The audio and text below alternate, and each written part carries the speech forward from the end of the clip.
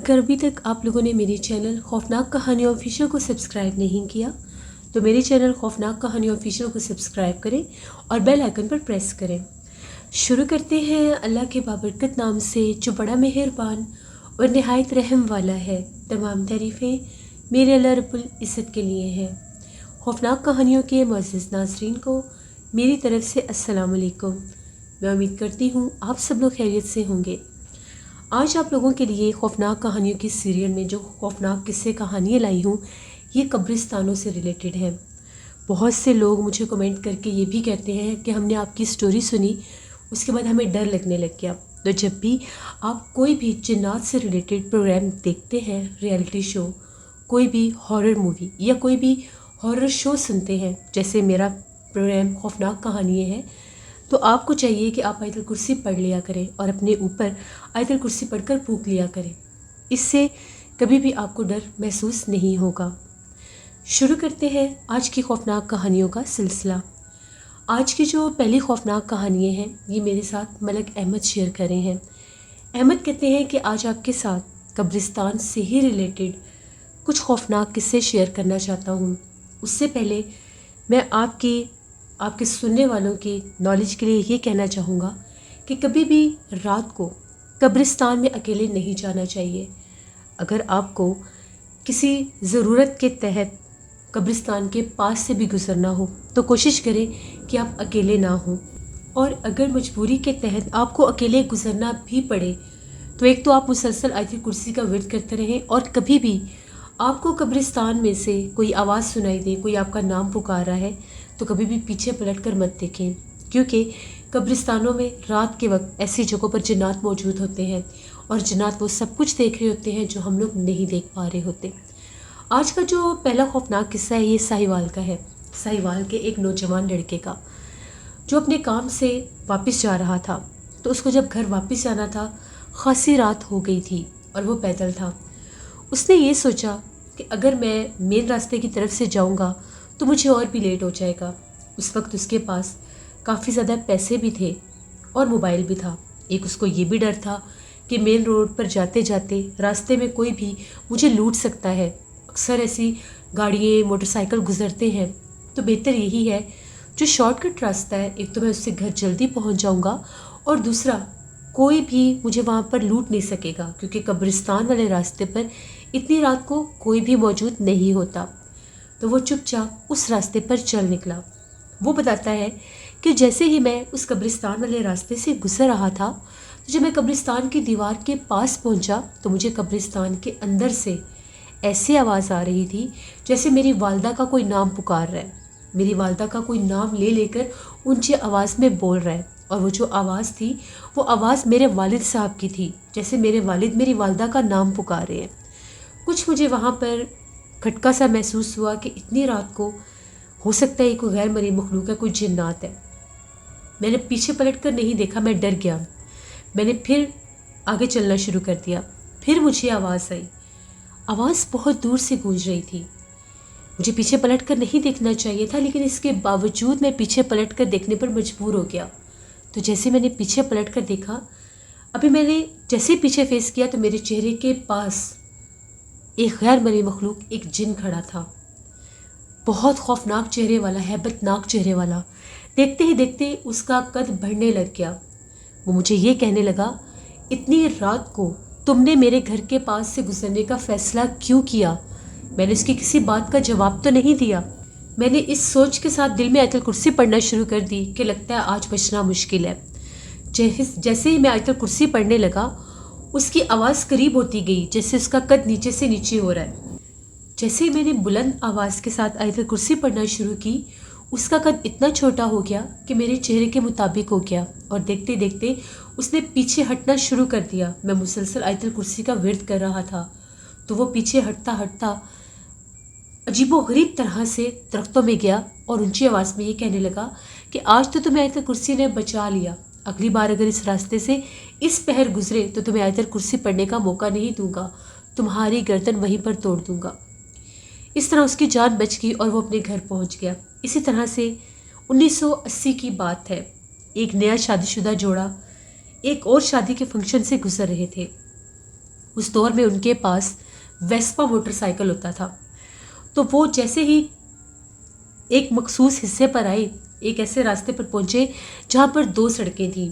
एक जो सड़क थी वो हाईवे की तरफ से गुजरती थी। अगर वो हाईवे की तरफ से जाते, रात तो उन्हें पहले ही बहुत हो चुकी थी, उनको मज़ीद 1 घंटा सफ़र करना पड़ना था। और अगर वो कब्रिस्तान वाली तरफ से जाते तो उन लोगों ने 5-10 मिनट में अपने घर पहुंच जाना था, या शायद सिर्फ 5 मिनट में।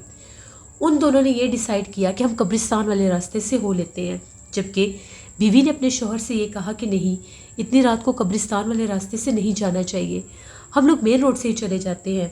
तो जिस पर शौहर ने ये कहा कि कुछ नहीं होता, डरने की ज़रूरत नहीं है, चलो हम लोग इसी तरफ से चलते हैं। तो जैसे ही वो कब्रिस्तान वाले रास्ते के पास से गुजरे, अभी कब्रिस्तान के दरमियान में ही थे, तो शौहर ने अपनी बीवी से कहा, देखा मैंने तुम्हें कहा था ना कुछ भी नहीं होगा, तुम वैसे ही परेशान हो रही थी, अब हम घर जा रहे हैं ना। जिस पर उसकी बीवी की आवाज़ बहुत वज़नी थी और वो ये कह रही थी, हाँ हुआ तो कुछ भी नहीं, लेकिन मैं तुम्हारे साथ घर ज़रूर जाऊंगी। जैसे ही उसने ये लफ्ज़ सुने वो बहुत घबरा गया। उसने जैसे ही अपने बाइक को रोका, पीछे देखा तो उसकी बीवी के रूप में बेतहाशा भयानक चेहरे वाली कोई मखलूक उसके बाइक पर बैठी हुई थी। वो बहुत ज़्यादा डर गया कि ये क्या। उस बुखलाहट और खौफ में उसने दुरूद पाक का विर्द करना शुरू कर दिया।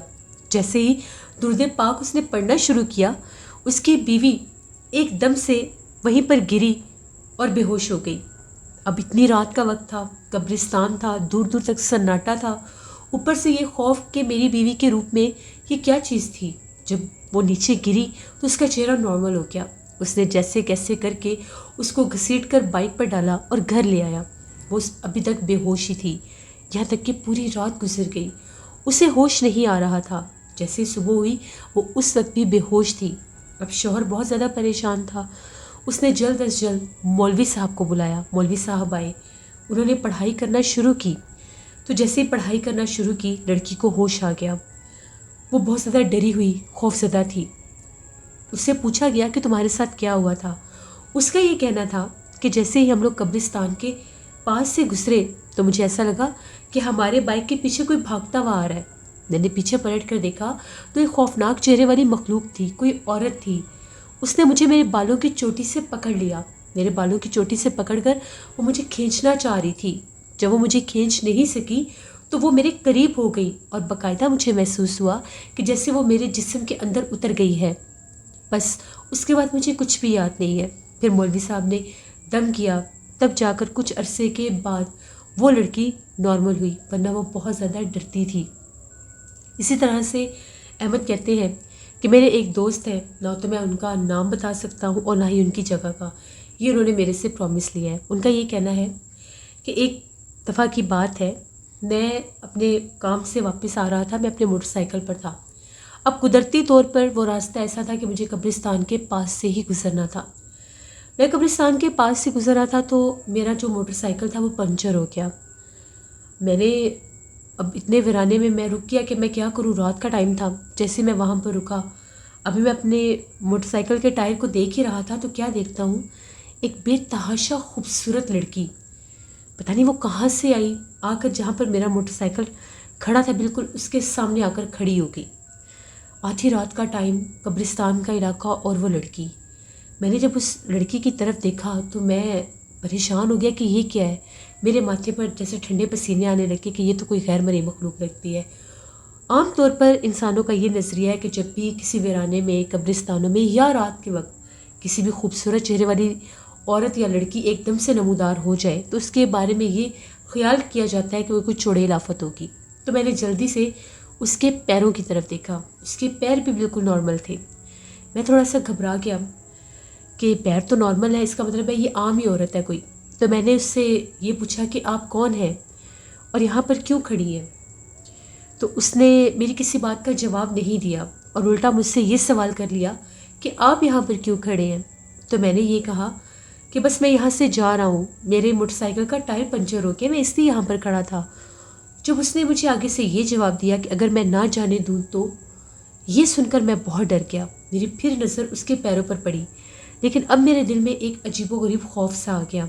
मैंने अल्लाह से मदद मांगनी चाहिए कि मैं خیر خیریت سے یہاں سے نکلوں۔ جیسے میں نے آیت الکرسی پڑھنا شروع کی، اس کی آواز ہی بدل گئی، اس نے غرانا شروع کر دیا، اس کی آنکھیں ایسے سرخ انگارے کی طرح جلنے لگ گئی جس طرح سے ان میں سے آگ نکل رہی ہے۔ میں بہت ڈر گیا۔ میں نے پھر اونچی آواز میں آیت الکرسی کا ورد شروع کر دیا تو اس کا چہرہ بہت خوفناک ہو گیا اور وہ چیخیں مارتی مارتی اسی قبرستان کے اندھیرے میں غائب ہو گئی۔ میں بہت زیادہ ڈر گیا۔ میں جیسے کیسے کر کے اپنے موٹر سائیکل کو لے کے وہاں سے نکلا تو میری بیک سائڈ سے بہت خوفناک چیخ گونجی۔ میں سمجھ گیا کہ یہ کوئی انسان نہیں تھا۔ اللہ کے پاک کلام نے مجھے بچا لیا اور میں نے اللہ کا شکر ادا کیا۔ اس کے بعد میں اپنے گھر پہنچا۔ جیسے کیسے گھر پہنچا وہ میں ہی جانتا ہوں۔ خوف کے مارے میں کچھ دن بیمار رہا، بخار نہیں ٹوٹتا تھا، لیکن اللہ نے کرم کیا، پھر وہ بھی ٹھیک ہو گیا۔ اس کے بعد کبھی بھی میں زندگی میں رات کے وقت اس سائڈ سے نہیں گزرا۔ یہ کچھ قصے تھے قبرستانوں سے ریلیٹڈ جو ملک احمد نے شیئر کیے۔ ملک احمد نے ایک اور بھی بہت خوفناک قصہ شیئر کیا ہے جو میں ہارر سٹوریز اردو پر آن ایئر کر رہی ہوں، اس کو بھی وزٹ کریں۔ بڑھتے ہیں ایک اور خوفناک کہانی کی طرف۔ یہ خوفناک کہانی تنویر شیئر کر رہے ہیں۔ تنویر کہتے ہیں آج آپ کے ساتھ اپنی زندگی میں پیش آنے والی بہت ہی زیادہ ڈراؤنی کہانی شیئر کرنا چاہتا ہوں۔ آج سے 8 سال پہلے کی بات ہے۔ میں ایک دفعہ اپنے کام سے واپس آ رہا تھا۔ ہم لوگوں کا جو علاقہ تھا اس سے پہلے جہاں سے مین علاقے کی آبادی شروع ہوتی تھی، پہلے سارا ایک مین روڈ آتا تھا جس کے دونوں اطراف میں بڑے بڑے درخت ہوتے تھے۔ وہ ایک مین سڑک تھی۔ اس مین سڑک سے ہی تھوڑا آگے جاتے تھے تو ہم لوگوں کا جو ٹاؤن علاقہ تھا وہ شروع ہوتا تھا، لیکن اس سے پہلے وہاں پر اس علاقے میں آگے 2 اور گاؤں بھی پڑتے تھے شہر سے اگلے حصے میں۔ اس کا ایک بہت بڑا قبرستان تھا۔ وہ جو قبرستان تھا سڑک والی طرف سے اس قبرستان کی کافی اونچی دیواریں بھی تھیں، یعنی جس راستے سے میں نے ہو کر گزرنا تھا قبرستان کی ایک دیوار اس سڑک کی طرف بھی پڑتی تھی۔ رات کا تقریباً 1:30 پونے 2 بجے کا ٹائم تھا۔ میں اپنی سائیکل پر تھا۔ بہت سخت سردی نہیں تھی، نومبر کا مہینہ تھا، تو میں بڑے آرام سے گزر رہا تھا۔ کچھ ٹریفک ابھی بھی گزر رہی تھی، لیکن زیادہ تر سناٹا ہی تھا۔ تو جو ہی میں اپنے ٹاؤن کی طرف مڑا تو وہ جو قبرستان والی دیوار تھی وہاں سے میں ایک عجیب و غریب منظر دیکھا۔ میں نے منظر کچھ یوں تھا کہ جیسے اس قبرستان کی دیوار سے باہر جھانک کر کوئی عورت دیکھ رہی ہے۔ باقاعدہ وہ قبرستان کی دیوار سے باہر جھکی ہوئی تھی، جبکہ قبرستان کی وہ دیوار بہت اونچی تھی۔ قبرستان کے اندر سے اگر جا کر دیکھتے تو وہ دیوار خاصی اونچی تھی۔ کوئی بندہ نارمل وہاں پر کھڑا ہو کر باہر جھانک نہیں سکتا تھا۔ اس نے اپنی گردن سے تقریباً کندھوں تک کا حصہ باہر نکالا ہوا اور باہر سڑک کی طرف جھانک کر دیکھ رہی تھی۔ مجھے بڑا تعجب ہوا کہ یہ ماجرا کیا ہے۔ میں تھوڑا سا پریشان، سائیکل میں نے تھوڑا سلو کر لیا۔ تبھی ایک دم سے وہ جو عورت تھی کہکے مار کر ہنسنے لگ گئی اور زمین کی طرف اشارے کر رہی تھی، جو قبرستان کے نیچے زمین بن رہی تھی اس کے اوپر اشارے کر رہی تھی، جبکہ وہاں پر کچھ بھی نہیں تھا۔ بالکل جیسے جھاڑیاں، کچھ چھوٹی موٹی جھاڑیاں تھیں، زیادہ نہیں تھیں۔ اب میں پریشان کہ یہ ماجرا کیا ہے۔ تھوڑا سا میں نے سائیکل آگے نکالا، اس نے پھر کہکے مارنے شروع کر دیے اور تالیاں بجانے لگ گئی۔ میں نے سائیکل تھوڑا سا آگے جا کے روکا، میں نے پیچھے پلٹ کر دیکھا تو وہ جیسے کھڑی دیوار کے پاس ہی تھی، اونچی اونچی تاڑیاں بجا رہی تھی۔ ایسے تالیاں بجا رہی تھی جیسے کسی شادی میں کوئی تالیاں بجاتا ہے۔ اب مجھے یہ چیز بڑی ناگوار گزری۔ ساتھ مجھے جیسے کسی مرد کی آواز بھی سنائی دی۔ مجھے لگا کہ شاید یہ قبرستان سے تھوڑا دور ہی ایک آبادی بھی ہے، تو کہیں وہ لوگ نہ ہوں اور اتنی رات کو بھلا قبرستان میں کیوں آئے ہوں گے، اور یہ اتنی غیر اخلاقی حرکت ہے قبرستان میں کھڑے ہو کے تالیاں بجانا، کہکے مارنا، یہ تو ٹھیک نہیں ہے۔ اس کے کہکے گونج رہے تھے۔ مجھے غصہ بھی آیا کہ میں کیا کروں، ان کو کیسے روکوں۔ تبھی ایسا لگا جیسے وہ مرد بھی کہکے مار کر ہنس رہا ہے، لیکن مرد دکھائی نہیں دے رہا تھا۔ میں نے سائیکل موڑا، قبرستان کے دروازے پر پہنچ گیا۔ اب قبرستان کے اوپر پراپر کوئی دروازہ نہیں تھا، صرف دروازے جیسے راستہ بنا ہوا تھا اندر جانے کا۔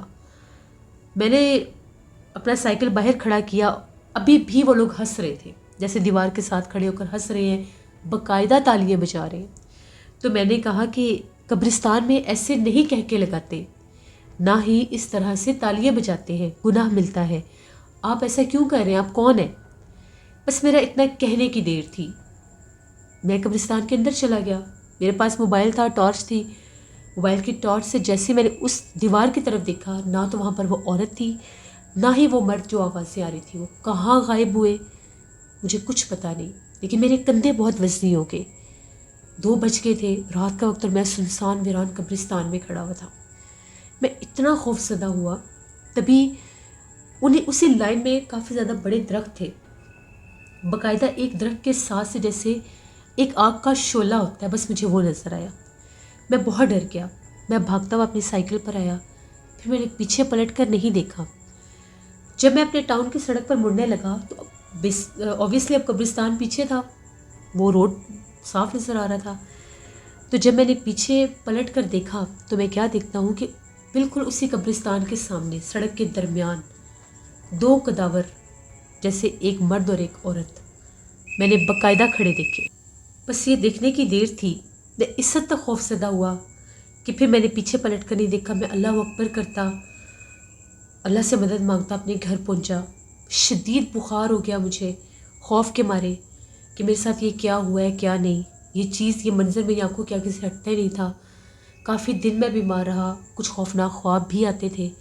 پھر ایک مولانا صاحب میرے جاننے والے تھے، میں ان کے پاس گیا، ان سے سارا تذکرہ کیا، ان سے دم بھی کروایا، تو ان کا یہ کہنا تھا کہ وہ انسان نہیں جنات تھے، شکر کرو تمہاری زندگی بچ گئی، تم نے ان کے ساتھ کوئی بدتمیزی نہیں کی، اگر تم کوئی بدتمیزی کرتے، گالی گلوچ کرتے تو وہ تمہیں بہت نقصان دیتے، دوبارہ کبھی بھی اس راستے سے دیر رات کے مت گزرنا، اور اگر کبھی دیر رات کے گزرنا بھی پڑے تو کسی ایسی آواز پر غور مت کرنا، اس حصے پر جنات کا بسیرا ہے، اور وہ گزرتے پڑتے ایسی حرکتیں کرتے رہتے ہیں کہ کوئی بھی اکیلا انسان ان کی طرف متوجہ ہو اور وہ اسے اپنا شکار بنا سکے۔